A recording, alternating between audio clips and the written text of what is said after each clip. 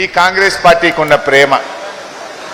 ఇది నా మాట కాదు, ఇది రాష్ట్ర శాసనసభలో ప్రభుత్వం చెప్పిన మాట మీ ముందు పెడతా ఉన్నా.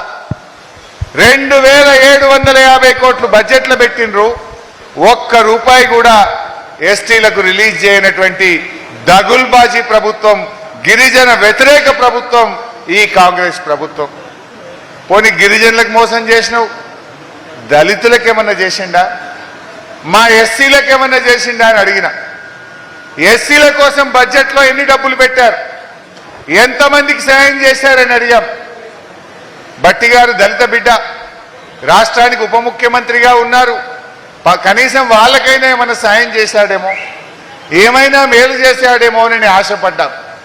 కానీ ప్రభుత్వం ఇచ్చిన సమాధానం ఏంటంటే 5400 కోట్లు ఎస్సీ కార్పొరేషన్కు బడ్జెట్లో పెట్టినా అని చెప్పిండు. మరి ఎంత ఖర్చు పెట్టినావు, ఎంతమంది దళిత బిడ్డలకు మేలు చేసినావు అంటే ఎస్సీ కార్పొరేషన్ ద్వారా ఒక్క రూపాయి రిలీజ్ చేయలే, ఒక్క దళిత బిడ్డకు కూడా సాయం చేయలేదు అని సిగ్గు లేకుండా అసెంబ్లీలో సమాధానం చెప్పుకున్నారు. దళితులకు మోసం, గిరిజనులకు మోసం, పోనీ బీసీలకు ఏమైనా చేశారా? బీసీ కార్పొరేషన్కి ఎన్ని డబ్బులు పెట్టారు, ఎంత సాయం చేశారని అడిగితే బీసీ కార్పొరేషన్కు 1370 కోట్ల రూపాయలు పెట్టామని చెప్పారు. దాని పని కూడా అంతే. కేవలం అసెంబ్లీలో ఈ సంవత్సరం బీసీలకింత, దళితులకింత, గిరిజనులకింత పెట్టామని భట్టి గారు చెప్పుడు వీళ్ళు బల్లలు కొట్టుడు. ఒక్క రూపాయి రిలీజ్ అయ్యేది లేదు, ఒక్క కుటుంబం బాగుపడేది లేదు. ఈ రకంగా గిరిజన బిడ్డలను, దళిత బిడ్డలను, బలహీన వర్గాల పిల్లల్ని ఇవాళ కాంగ్రెస్ పార్టీ మోసం చేసింది. ఇవాళ పిల్లలకు ఫీజు రియంబర్స్మెంట్ ఇవ్వక పిల్లల చదువులు కూడా ఆగిపోయినటువంటి పరిస్థితి ఉన్నది. అందువల్ల మిత్రులారా, ఇవాళ అన్ని విషయాలు కూడా ఒకటి ఒకటి రాష్ట్ర ప్రజలకు ఇవాళ అర్థమవుతా ఉన్నాయి.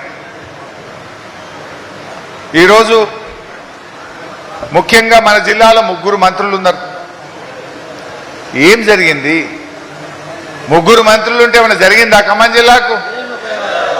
ఏదన్నా ఒక్కటన్నా మంచి పని జరిగిందా? ఉండండి.